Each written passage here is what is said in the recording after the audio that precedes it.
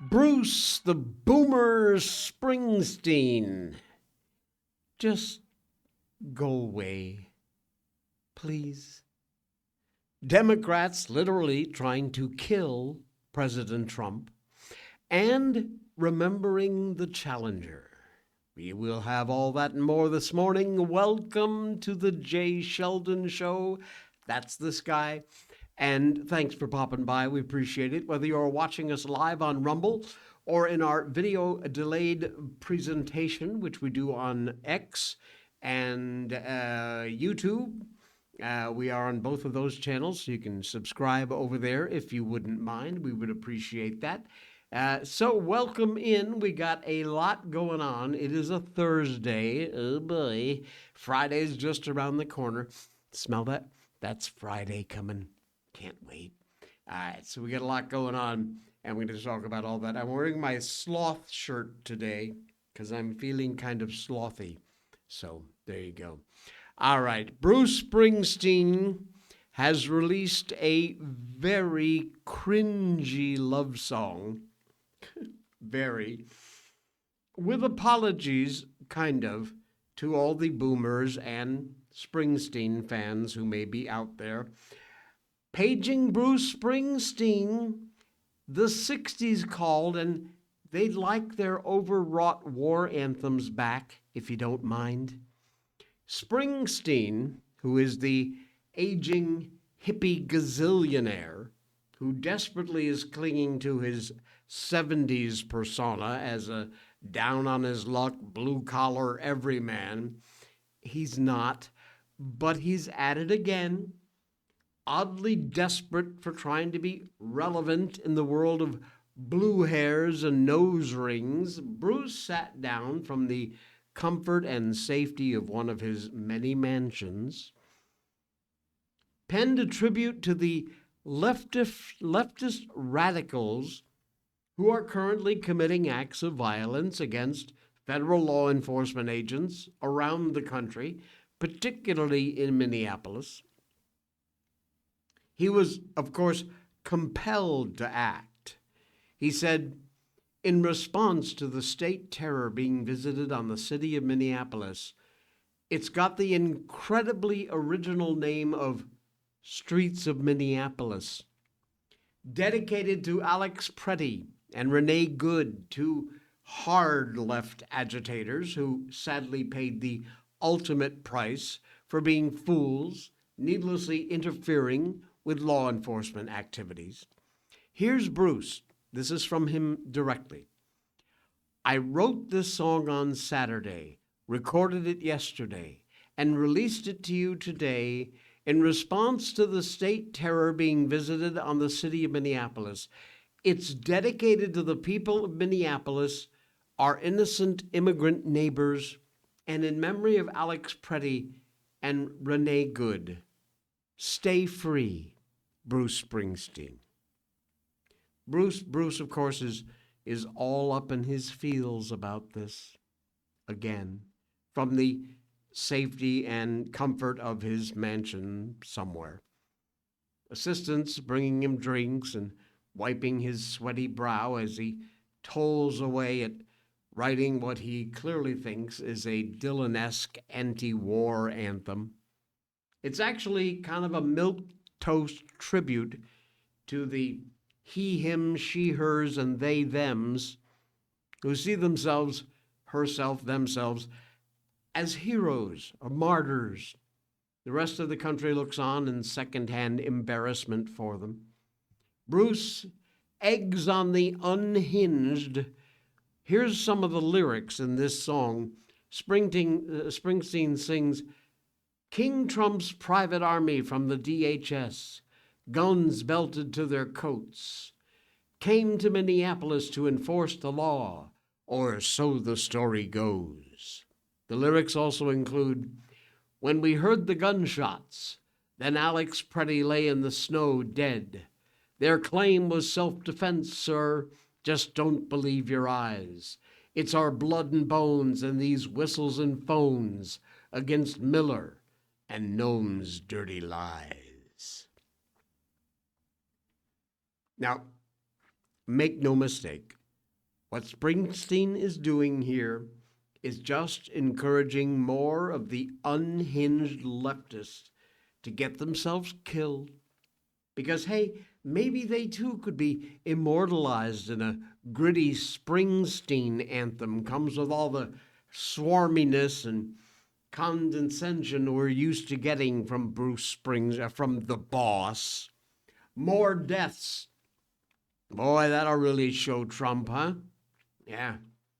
Springsteen is basically suffering from a severe case of stage 4 Trump derangement syndrome. And it shows big time.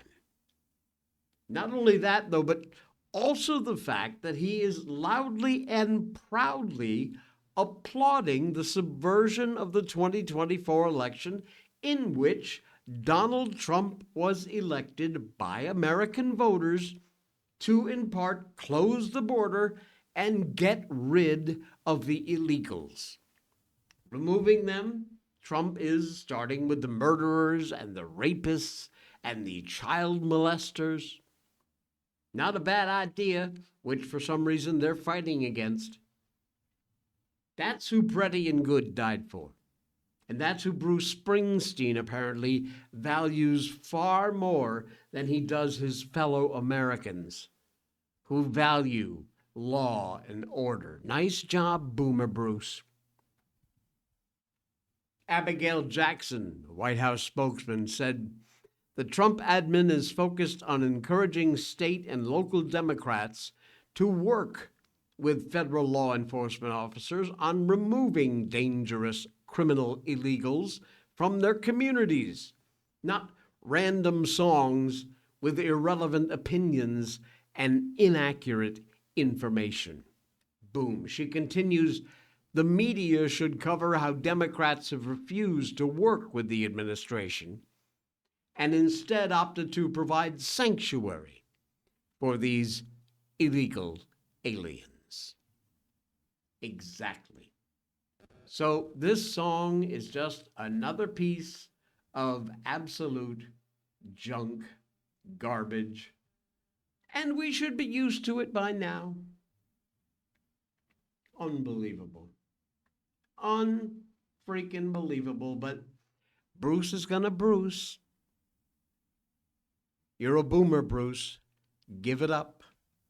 They're not giving it up, though. In fact, they are literally promising to kill Trump. You think I'm kidding? No, I'm not kidding.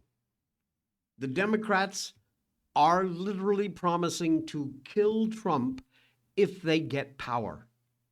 A Democrat running in Ohio's Attorney General, running to be Ohio's Attorney General, promised to kill President Trump if he wins the November election.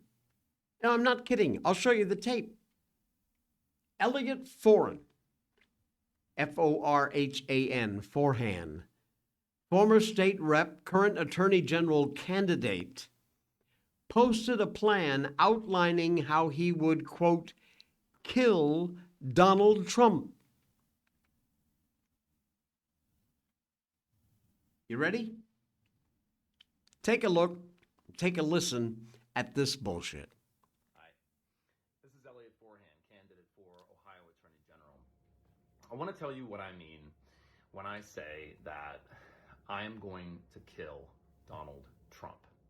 I mean, I'm going to obtain a conviction rendered by a jury of his peers at a standard of proof beyond a reasonable doubt, based on evidence presented at a trial conducted in accordance with the requirements of due process, resulting in a sentence duly executed of capital punishment. That is what I mean when I say that I am going to kill Donald Trump.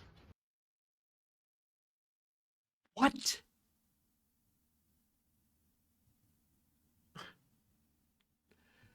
Trump narrowly survived his first assassination attempt. July 13th, 2024, Butler, Pennsylvania. President again targeted just weeks later, golfing in Palm Beach, Florida. Notably, Forhan responded to the political assassination of Charlie Kirk by posting F Charlie Kirk. Oh yeah, that's what he posted. His comments, disturbing as they are, par for the course for Democrats. Nobody really can be very surprised by this bullcrap. Just this past November, Virginians willingly elected Jay Jones to serve as the state's attorney general, despite him fantasizing in a 2022 exchange with a colleague about killing former Republican House Speaker Todd Gilbert. And they elected this idiot anyway. 3 people, 2 bullets. Republican House Speaker Todd Gilbert, Hitler, and Pol Pot. Gilbert gets 2 bullets to the head. Spoiler, put Gilbert in the crew with the 2 worst people you know, and he gets both bullets every time. This is from Jones as a candidate, and then he went on, after having said that, to get elected.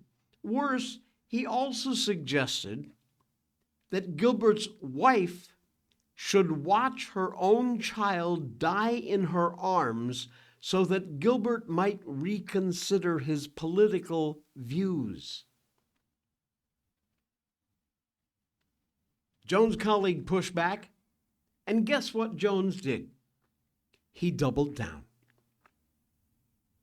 This is Jones, only when people feel pain personally do they move on policy. He wrote this in a message. I mean, do I think Todd and Jennifer, Gilbert's wife, are evil and that they are breeding little fascists? Yes. Believe it or not, more than 1.7 million Virginians voted for this guy, despite his fantasies of assassinations. 1.7 million Virginians voted for this moron. And now we've got this Elliot Forehand again threatening to kill Trump.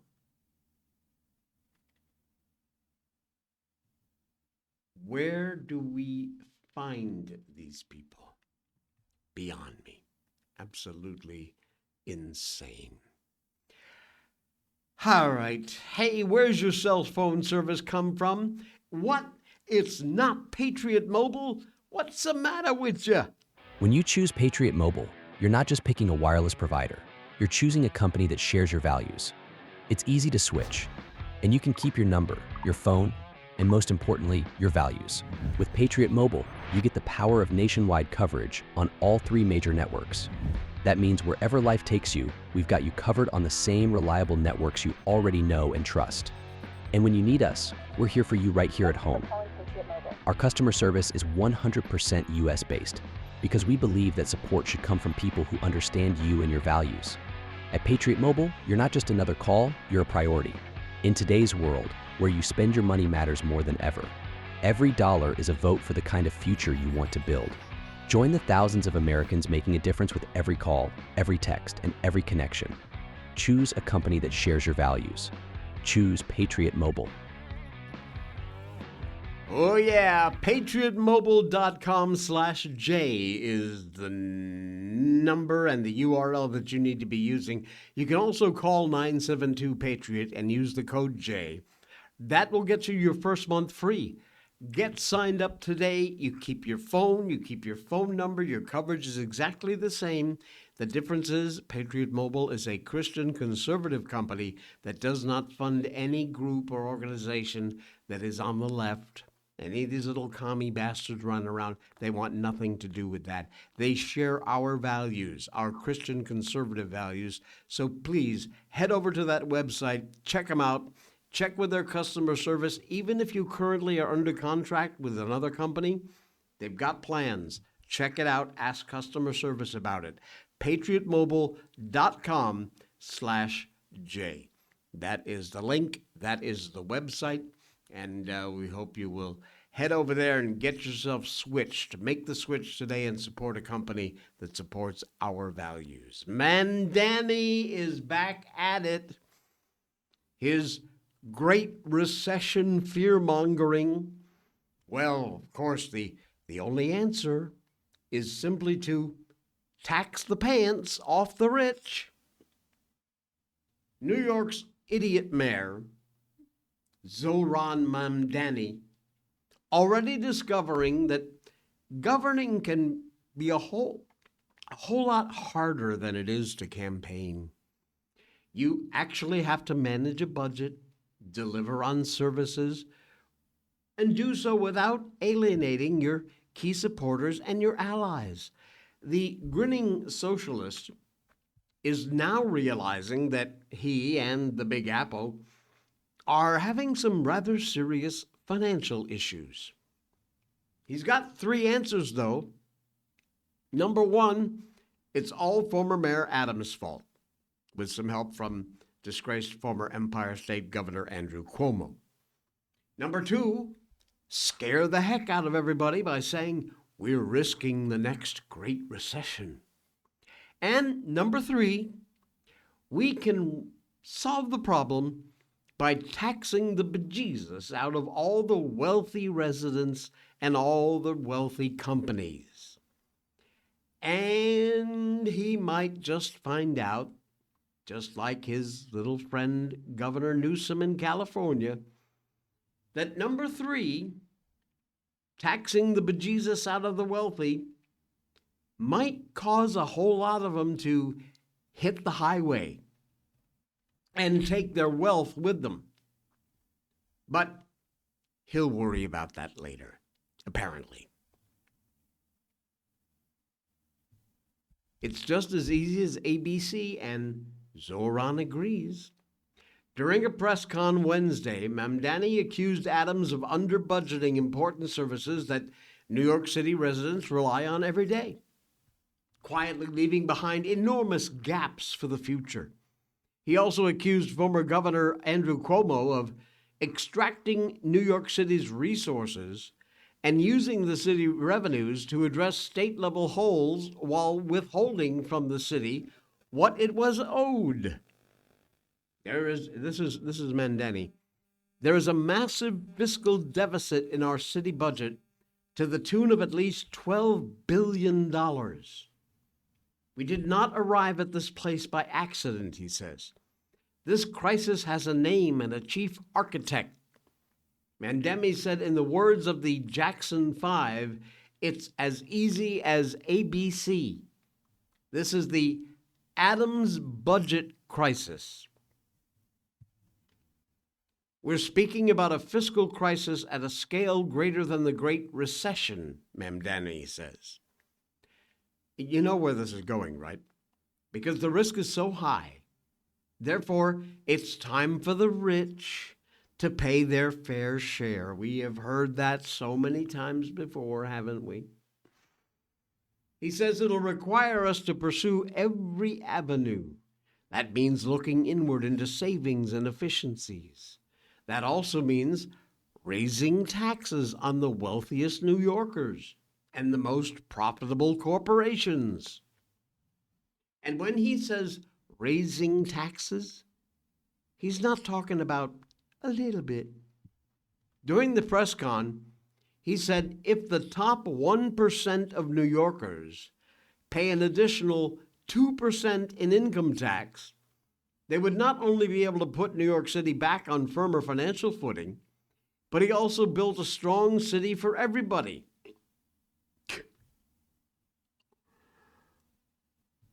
Now, Adams wasn't exactly impressed with Mamdani's blame casting and defended himself. On social media, on X, Adams posted, "In case anyone was wondering, this is the real motive behind today's press con. Mayor Mamdani promised a laundry list of free giveaways to buy votes with no plan to pay for them. Now the math doesn't work. Instead of owning up to the fact that he misled New Yorkers, he's blaming me," says Adams. "Let me be clear. I left him $8 billion in revenue. Free isn't free. It's just a bill someone else has to pay. Boy, ain't that the truth. This mayor plans to release his preliminary budget on the 17th of next month. Can't wait to see that one.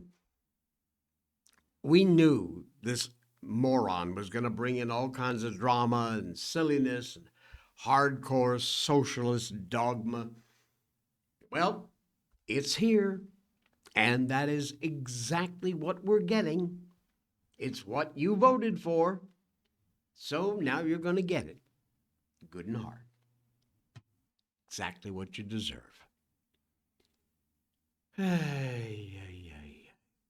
Hey, there is some good news on a little comeuppance. Nasra Ahmed. She's called the Bananas and Rice Girl. And guess what? She's been arrested for allegedly resisting and assaulting federal agents. How about that? Yeah, there she is. I love this picture. He's such a knucklehead. She was arrested January 28th. So just yesterday, Attorney General Pam Bondi tweeted the same day, sharing that 16 protesters arrested for reportedly assaulting federal law enforcement, along with Nasra, Christina Rank. Oh, there's 16 names here. I'm not reading them all. Anyway, her and 15 other people detained by the Department of Justice. This idiot is a 23-year-old Somali woman who went viral last week. You remember the statement about her press conference? She said being detained by ICE agents. And while talking about her background, she mentioned what is meant to be Somali. Nasra Ahmed shared her experience growing up in two different cultures. She compared it to eating bananas with rice, which is a very common dish apparently for Somalis. That clip went very viral. Netizens started mocking her as the Bananas and Rice Girl. So I'm Somali. I'm proud to be Somali. To me, being Somali isn't just eating bananas with rice. It's a lot. It's like it's an interesting thing. It's very hard to describe what it means to be Somali and what it means to be American, but it's like a cultural fusion. It's kind of like the bananas and rice. You know, people don't really see, like, you know, it's you know, people don't think, oh, you can eat bananas with rice, but that's what it's like to be Somali and American. It's like that combination of banana and rice, but you're gonna get what I mean. No, dear, nobody really gets what you mean because you don't make any sense. She continued, said that on January 14th, ICE agents raided her neighborhood. They kidnapped her, put her in county jail. She claimed that one federal agent allegedly physically assaulted her. Yeah, okay. Said the N-word while arresting her. She noted that ICE agents reportedly used too much force, supposedly giving her a scab and a suspected concussion. Nasra Ahmed also noted that at the detainment center, she met a Native American woman who had worse injuries and gashes on her face. Now, very soon after she got released from jail, where she was being held for 2 days, the family launched a GoFundMe fundraiser. The page's description said the 23-year-old taken in by ICE while she was going to buy medication from a pharmacy. A written statement from Homeland Security Investigations told a completely different story. No surprise there. According to Pioneer Press, federal agents stated Nasra Ahmed supposedly screamed obscenities at ICE agents when they were returning to their cars. She also reportedly threw eggs at one agent. They tried to arrest her, and she spat at two of them. This Somali American, I hate to even use those two words together, the GoFundMe was looking to raise about $20,000. They raised $1,700. On the other hand, her recent arrest has prompted netizens to create AI-generated memes. Ex-users started making pictures of the protesters using bananas and rice. So we'll keep an eye on this. Stay tuned. Some more, no doubt, is going to happen because this woman doesn't know when to shut up, sit down, and get back to the country that she is from. Somali American, give me a break. Bananas and rice. Ridiculous. You know, I still don't know how to feel about what Trump is doing with this whole Minneapolis thing, the Minnesota thing. It does feel a little like he's caving. Often with Trump, he's playing 4D chess. He's got something else in mind. But stories like this are starting to show up. More cities are rebelling against ICE after Trump's compromise in Minnesota because they think now riots work. Riots work when the federal government capitulates to mob rule. And the Trump admin's response to this weeks-long insurrection in Minneapolis, that showed left-wing leaders across the country one thing: riots work. Sadly, weeks of left-wing rioting, obstruction of federal immigration enforcement operations, resulted in the federal government apparently giving very major concessions to Minnesota, to the Democrats in Minnesota. And now Democrats in other states are feeling emboldened to block immigration and customs enforcement officers from doing their job. Makes sense. At first, executive order after taking office January 1st, Sean Ryan, Democrat mayor of Buffalo, New York, decided Monday to prohibit the use of Buffalo personnel or resources for federal civil immigration enforcement. Yeah, ICE is creating fear and confusion across the country, including among U.S. citizens and other people who are here legally. And that fear, says Ryan in a press release, is undermining public safety. Arlington, Virginia, one of the state's most populous areas. County Board Chairman Matt DeFerranti encouraged residents to call 911 if they see ICE. At a state level, Democrat Senator Saddam Aslan Salim, an immigrant from Bangladesh, also trying to make many guns and magazines illegal, introduced 3 bills to obstruct ICE, introduced legislation in Virginia. Monday, City Council of Montana's state capital, Helena, passed a resolution instructing the city police department not to enter into agreements or assist ICE. It also stipulates city officials will not disclose information like immigration status or place of birth unless a court orders them to do so. Double down on the current policy that states the police will not investigate, detain, or arrest anyone based on a violation of immigration law.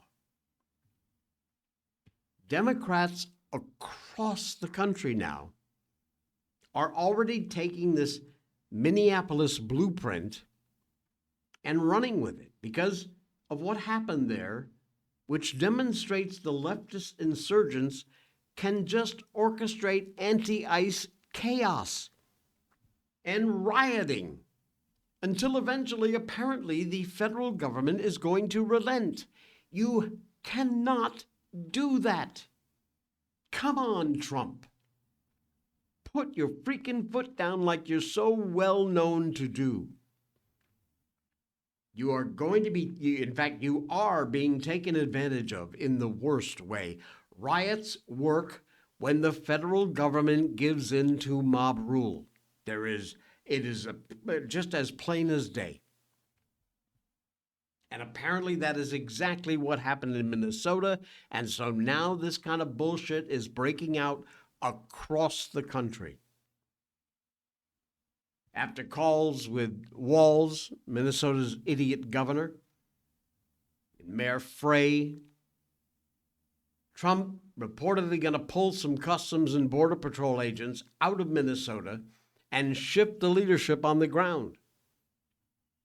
Trump admin indicated that a reduction in federal agents would be conditioned on federal law enforcement receiving the cooperation of state and local law enforcement, which Walz and Frey, so far, have done nothing but prevented, stood in the way of. In fact, it was Walz and Frey's anti-law and order positions that put these federal officers in harm's way, created this violent situation in the first place. State, local law enforcement should have been arresting people the whole time. Democrat political leadership encouraged and in some cases orchestrated all these riots and the obstruction of justice. Walz took a victory lap after his call with Trump, saying, "I've never been prouder to be a Minnesotan," apparently referring to the withdrawal of the federal agents. Frey said he would continue his anti-federal immigration enforcement activities. Violent criminals should be held accountable based on the crimes they commit, not based on where they're from, he added. Faking cooperation while you continue to undermine the entire purpose of immigration enforcement? That ain't gonna work. Apparently, Frey's gotten his way because Trump appears to have downgraded this deportation operation to just give us your criminals. Trump said, "I had 2 very good talks. What we need is their criminals. All I said, just give us your criminals, and if you give us the criminals, it all goes away." It's not going away. They're now celebrating. And this is breaking out, as we told you in the beginning, in other cities all across this country. And this, folks, is a big problem. A big problem. It isn't going to stop. Somebody needs to put a foot down quickly. Trump's armada is advancing. Iran is now on notice for a nuclear deal. I'm going to tell you all about that coming up. Right now, we're going to tell you about the best coffee on the planet, Blackout Coffee.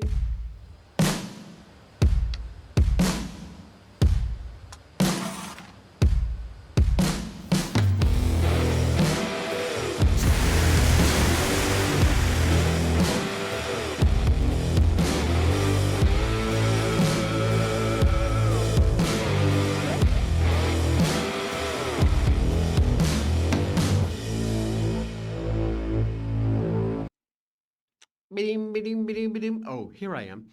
Hey, look, if you're like me, you love a strong, bold cup of coffee. You don't like the bitterness, though. None of that weak, watered-down stuff from fake corporations who claim to make the best. Yeah, they don't. Blackout Coffee is an American company. They work with local co-ops and American farmers to grow the best beans on the planet. They only roast your beans after you place your order, which tells you they are fresh roasted. You can also order a lot of their favorite roast ground now. So it's not just beans, they have them in ground varieties. They've got pods, cold brew, flavored coffees, which are incredible. Blackout delivers that rich, smooth, powerful flavor that hits you right where you need it. No bitterness, just pure energy from sunrise to sunset and beyond. Whether you're grinding through the day, hitting the range, refusing to back down, this is the coffee that stands with you. They are veteran-founded, family-owned, and they give back. Every bag that you buy helps American values and even sends coffee to our troops overseas through their Operation Blackout program. Head over to the link in our show notes for Blackout Coffee. Use that link, and if you're a first-time customer, you'll get 20% off. Use the code J20, J-A-Y-20, J20. We'll get you 20% off your first order. And at Blackout Coffee, they always have specials going on. You can save with big discounts. Check them out. Support an American company that believes in the same things you and I do. America, making America great again. And Blackout Coffee is another way to help support this show and an American company. Use the link in our show notes and head over there. Get yourself a 20% discount if you're just trying it for the first time. And all their other great specials they've got over there at Blackout Coffee. Thank you, Blackout Coffee, for helping to sponsor the show. We really do appreciate that. President Trump yesterday let fly a broadside against Iran. He's offering them the chance to make a deal with a couple of preconditions. The main one, delivered in characteristic Trump style, is no nuclear weapons. President also offering to show Iran the or else if he has to. White House said hopefully Iran will quickly come to the table and negotiate a fair and equitable deal. No nuclear weapons, one that is good for all parties. Time is running out. It is truly of the essence. As I told Iran once before, make a deal. Truth Social. Trump said a massive armada is headed to Iran. Moving quickly, great power, enthusiasm, and purpose. Larger fleet headed by the great aircraft carrier Abraham Lincoln. Like that, with Venezuela, it is ready, willing, and able to rapidly fulfill its mission with speed and violence if necessary. Hopefully, Iran will quickly come to the table and negotiate a fair and equitable deal with no nuclear weapons, one that is good for all parties. Time is running out. Iran, yes, should come to the table. There's no doubt about it. We can certainly do them a lot of damage without putting a single boot on the ground. Candidly, that is not something we should be considering, in my opinion. But there's a couple of other conditions the U.S. should insist upon besides no nuclear weapons, if indeed we're going to be a part of this negotiation. The first one, the mullahs have got to go. Khamenei in particular. Leave Iran. He lost, his agenda lost. It took years, but the time for the theocratic rule of the Ayatollah and his minions has got to be over. Now, if Putin takes them in, fine, knock yourself out. I suppose Xi Jinping will also take them in, well, probably doubtful. Long as they're not in Iran, who cares? And the second condition, free, internationally monitored elections. Let the people decide. Every Iranian adult citizen gets a vote. Now, I use the word citizen rather advisedly because right now, under the mullahs, under their system of phony, self-serving elections, the Iranian people are not citizens. They barely rise to the level of subjects. They gotta have free and honest elections. It is the only way. And if that lands Reza Pahlavi back in Tehran as president, well, so be it. It's time for Iran to change. Images getting out of Iran, few video clips that are leaking out since the regime clamped down on communications are honestly horrifying. The barbarous regime spreading death and disorder around the world, unending support of Islamic terror groups. A free Iran, a free Persia should be a free and a prosperous place. But in the end, only elect free and fair elections that are monitored. With the Iranian people, they are the only ones that really can make this happen. So yes, no nuclear weapons, fine. But there are other changes that definitely need to be in this negotiation. Abso-freaking-lutely.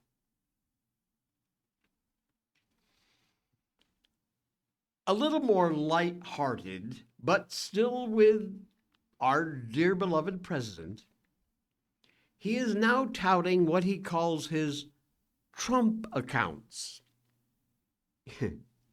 This is kind of cool. I like this idea. Giving newborns a financial stake in America's future. Absolutely. President Trump headed to the Department of Treasury Wednesday and talked about his Trump accounts, which is basically a savings account for babies, and to tout his admin's efforts to bring the American dream to families across the country. The savings account, which will officially start on July 4th, our 250th anniversary, will operate similarly to individual retirement accounts. Money for the accounts allotted in the One Big Beautiful Bill Act. Trump signed that into law last summer and established the accounts and provided the funding for them, although it won't launch until July of this year. Parents can begin registering their children now at a website called trumpaccounts.gov. You can head over there if you're a parent. Also at Wednesday's Treasury Summit, Nicki Minaj was there, the rapper.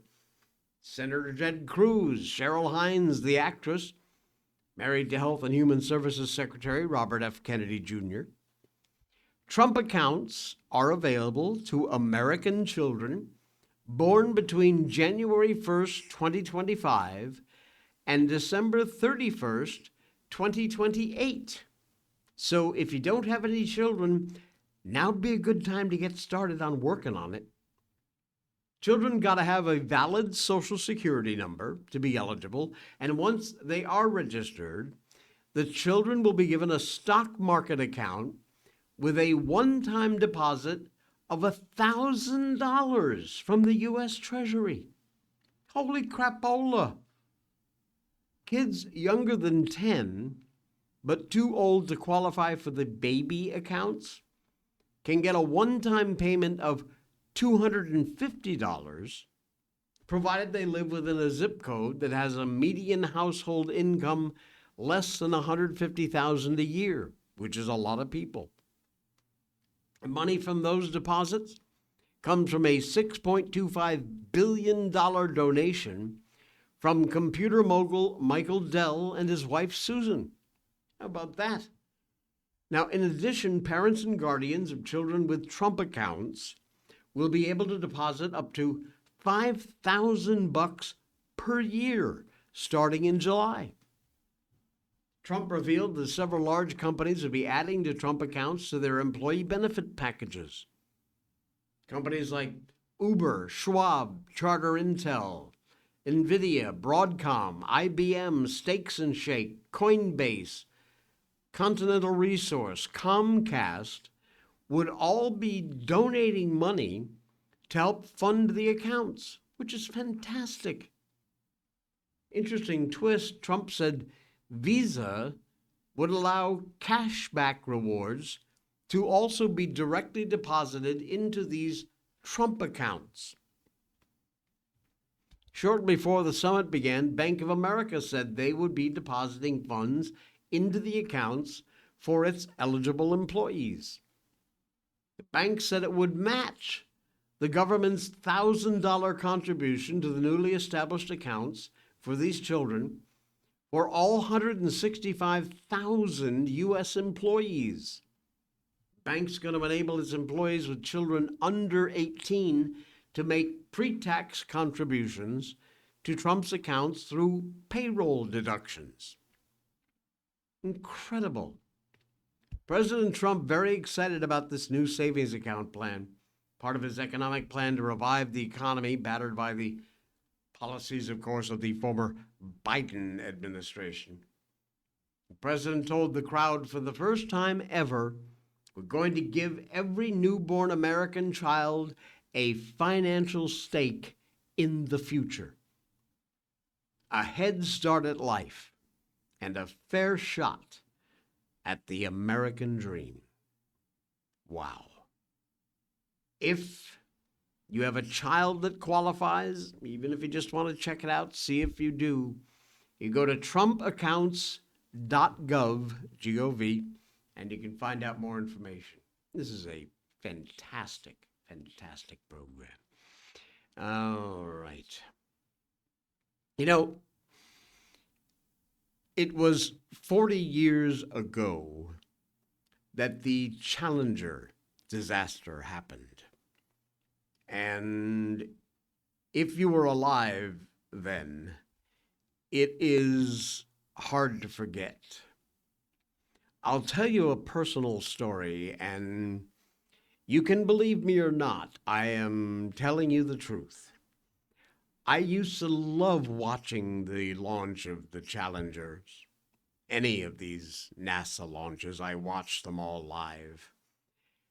I remember specifically the morning that the Challenger launched 40 years ago. I was sitting at home in a rented apartment, which was above some appliance shop in Torrington, Connecticut. And as I sat there watching the countdown to the launch, a feeling came over me. Now, I'm not psychic. I don't have any special powers. But for the first and really last time in my life, I had this wet blanket, awful feeling that something horrible was going to happen during this launch. It was such a strong feeling, and I didn't know what to do about it. I almost thought I should just call 911. They're going to think I'm a nutbag.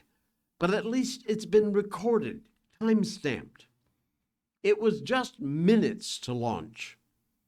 And this feeling was so powerful.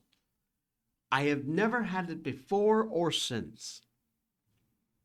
And that shuttle Challenger, 40 years ago, the world watched in horror as the space shuttle exploded in midair, killing all 7 crew members on board. This occurred at what was really the pinnacle of U.S. spaceflight. The Challenger program was really just getting started. First Americans landing on the moon, well, that was still pretty fresh in our minds. The Apollo era came to an end in the 72. The first shuttle mission, 81, reinvigorating the whole imagination and dreams of a whole lot of people that were yearning to see us push the bounds of space exploration. And then that tragedy struck.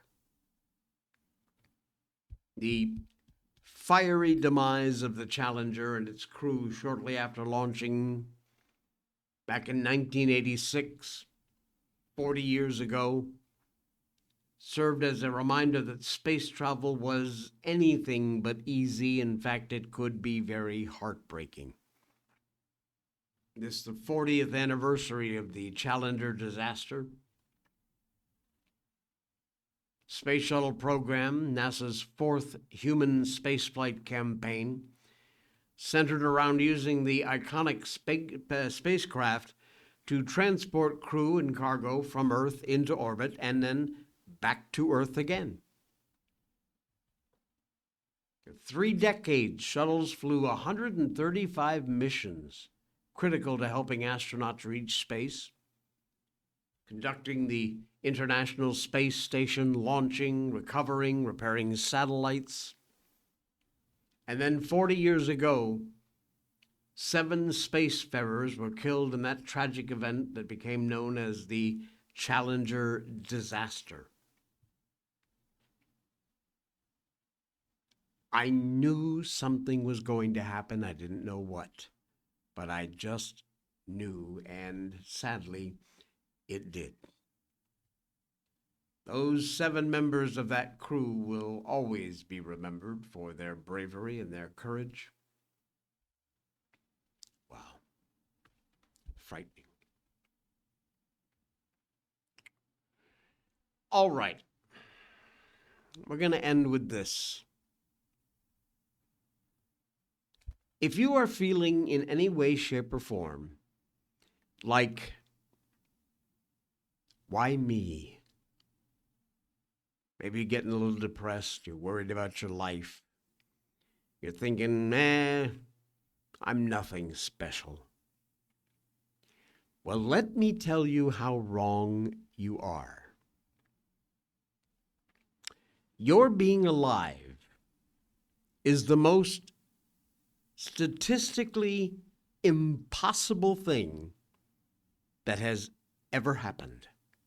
Listen, to get you, every single one of your ancestors had to not die in the harshest environments, reproduce in an unbroken chain of over 150,000 generations. One break in that chain, and you're not here.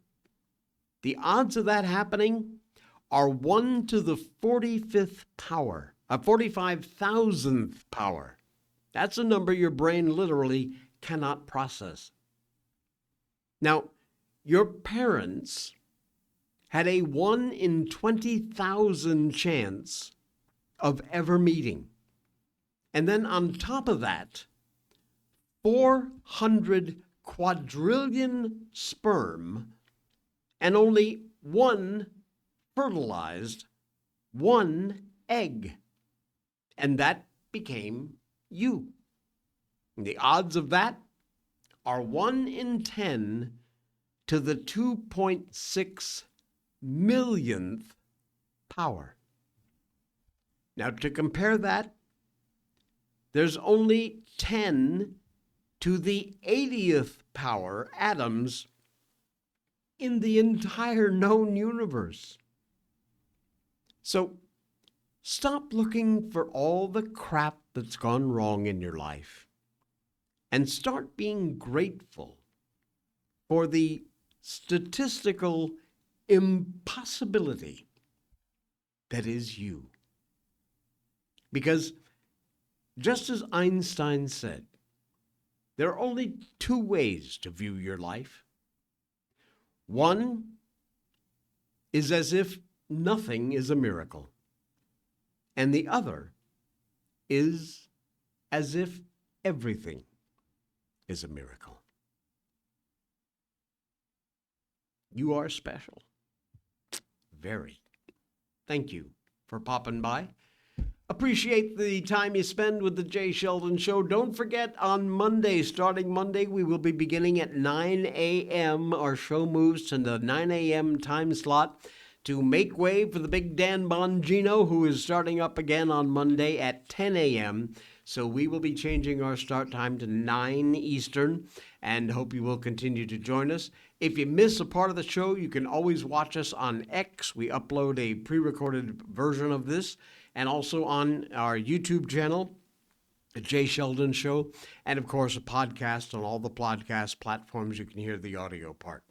That'll do it. We will see you again tomorrow for the Friday edition of The Jay Sheldon Show. Enjoy the rest of your Thursday, folks.